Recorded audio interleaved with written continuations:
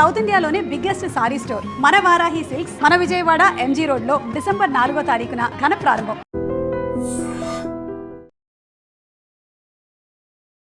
తమిళనాడు శివగంగైలో ఘోరమైన రోడ్డు ప్రమాదం జరిగింది. 2 బస్సులు బలంగా ఢీకొనటంతో ఈ దుర్ఘటనలో ఇప్పటికే 11 మంది మృత్యువాత పడ్డారు. చాలా మంది తీవ్రంగా గాయపడినటువంటి పరిస్థితి. ఇప్పటికే రెస్క్యూ ఆపరేషన్ కొనసాగుతోంది. ఈ బస్సు ప్రమాదం వల్ల అందులో చిక్కుకొని పూర్తిగా డ్యామేజ్ అయినటువంటి పరిస్థితులు చాలా కనపడుతూ ఉన్నాయి. అందులో చిక్కుకున్న వారి హాహాకారాలు చూస్తే కాపాడండి అంటూ వాళ్ళు పెడుతున్న ఆర్తనాదాలు తీవ్రంగా కలిచివేస్తున్నటువంటి పరిస్థితి. ఒక్కసారిగా ఈ ఘోరమైన రోడ్డు ప్రమాదంతో అక్కడ ఉన్నటువంటి పరిస్థితులు చాలా భయంకరంగా మారిపోయాయి. బీభత్సకరమైన వాతావరణాన్ని క్రియేట్ చేసింది ఈ రోడ్ యాక్సిడెంట్ అని చెప్పాలి. అతివేగం నిర్లక్ష్యం అనే ఈ ప్రమాదానికి ప్రధాన కారణంగా కూడా కనపడుతోంది. ఇక్కడ తిరుపూర్ నుంచి కారైగూడు వరకు వెళ్తున్నటువంటి ఒక బస్సు, కారైగూడు నుంచి దిండిగల్ జిల్లా వైపు వెళ్తున్నటువంటి మరొక బస్సు అతి వేగంగా వచ్చి శివగంగై ప్రాంతంలో ఈ ప్రమాదానికి కారణమైనటువంటి పరిస్థితి ఉంది. ఒక షార్ప్ గొడ్డలిపోటుకు ఒక చెట్టు త్వర ఎలా అయితే చీలుకుపోతుందో ఆ తరహాలోనే ఈ బస్సులు 2 అతి వేగంగా రావటం వల్ల ఒక బస్సు అయితే పూర్తిగా నుజ్జు అవ్వడమే కాదు, ఆ మొత్తం బస్సు ఒక సైడ్ పార్ట్ అంతా కూడా చీలుకుపోయినటువంటి అయిపోయింది. అంటే రోడ్డు ప్రమాదం ఏ తరహాలో జరిగిందో, ఎంత ఘోరంగా జరిగిందో, ఎంత నిర్లక్ష్యమో కూడా ఇక్కడ మనకి కొట్టొచ్చినట్టు కనపడుతోంది. ఈ ప్రమాదంలో ఈ ఒక్క దుర్ఘటనలోనే 11 మంది మృత్యువాత పడ్డారంటే ఎంత ఘోరమైన యాక్సిడెంట్గా కూడా మనం చూడొచ్చు. దక్షిణ తమిళనాడులో ఈ వారంలోనే ఇది 2వ అతిపెద్ద యాక్సిడెంట్గా చెప్పాలి. లాస్ట్ వీక్ జరిగినటువంటి ప్రమాదంలో కూడా అది కూడా 2 బస్సులు ఢీకొన్న ప్రమాదంలో 6 చనిపోయారు. ఇప్పుడు మరో 2 బస్సులు ప్రమాదానికి గురై, ఒక ప్రమాదంలో ట్రావెల్ బస్సులు అయితే ఇంకొక ప్రమాదంలో ప్రభుత్వ బస్సులు రోడ్డు ప్రమాదాలకు గురైనటువంటి పరిస్థితి చాలా ఘోరం. రోడ్లపైన ప్రయాణించాలంటేనే ఒక రకమైన భయాందోళనలోనికి ప్రజలు వెళ్ళిపోతున్నారు. ఈ మధ్య కాలంలో అతి వేగం నిర్లక్ష్యపు డ్రైవింగ్ వల్ల జరుగుతున్న రోడ్డు ప్రమాదాల్లో ఎంతోమంది అమాయకులు ప్రాణాలు పోగొట్టుకుంటున్నటువంటి దుర్ఘటనలు మనం చూస్తూ ఉన్నాం. సో ఇప్పటికే మనం చూడొచ్చు, జర్నీ సినిమా మీ అందరికీ గుర్తుండే ఉంటుంది. ఆ సినిమాలో జరిగినటువంటి అది ఒక క్రియేటివ్ సీన్ అయినప్పటికీ కూడా అది రియల్ కాదు, రీల్ అయినప్పటికీ ఆ ఘోరమైన బస్సు ప్రమాదం చూస్తే ఎంత ఒళ్ళు గగురుపాటుకు గురవుతుందంటే ఒళ్ళు వణికిపోతూ ఉంటుంది.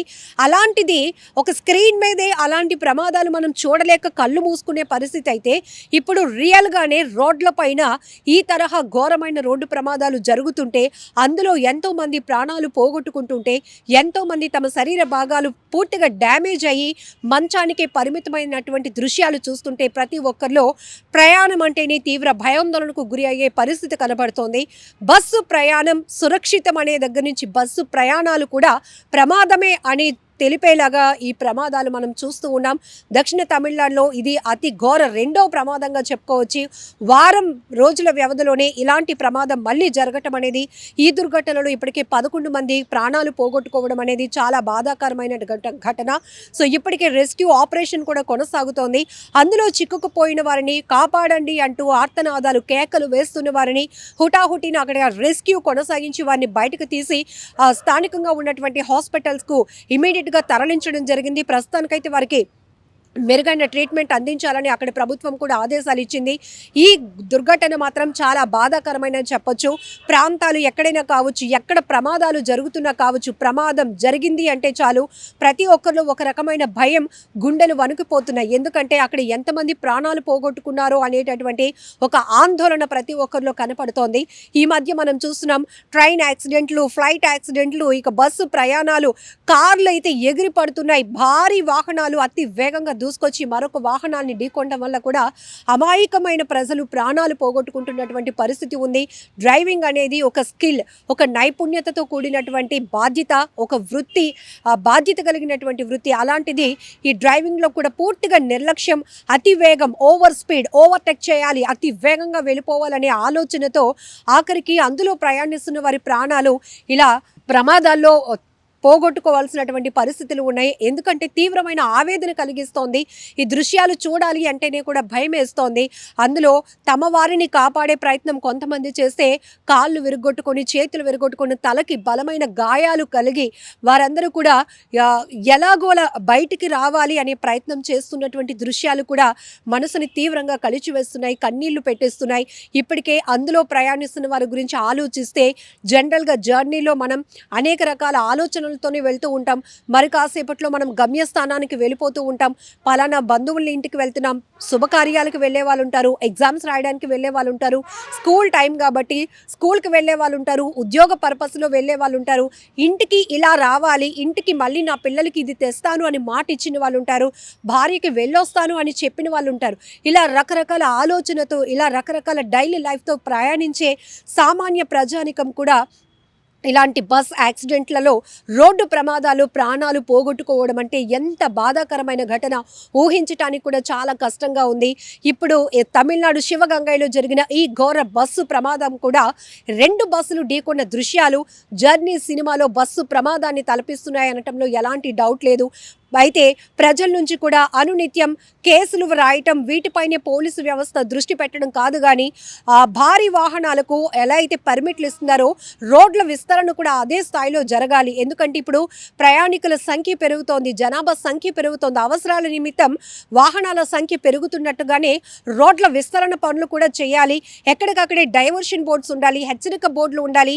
ఇక్కడ ఇది స్పీడ్ లిమిట్కు సంబంధించినటువంటి డిస్ప్లే బోర్డ్స్ కూడా ఉండాలి. అలానే పోలీసులు ఎప్పటికప్పుడు ఫిట్నెస్ లేకపోతే ఇంకొకటి హెల్మెట్ పెట్టుకోలేదనో, సీట్ బెల్ట్ పెట్టుకోలేదనో కేసులు రాస్తున్నట్టే అతి వేగం వల్ల ఇప్పుడు సీసీటీవీ సర్వేలెన్స్తో మనం ఎంత వేగంగా వాహనాలు నడుపుతున్నామో ఆటోమేటిక్గా ట్రాఫిక్ కంట్రోల్లోనే తెలిసిపోతుంది. అలాంటి మానిటరింగ్ సిస్టమ్ మీరు డెవలప్ చేస్తున్నప్పుడు ఇమీడియట్గానే అతి వేగంగా ప్రయాణిస్తున్న వాహనాలని కంట్రోల్ చేసే కెపాసిటీ ఉండేలాగా మానిటరింగ్ సిస్టమ్ కూడా అలా తీసుకొస్తే బాగుంటుంది అనే అభిప్రాయాలు కూడా ప్రజల నుంచి పెద్ద ఎత్తున వ్యక్తమవుతున్నాయి.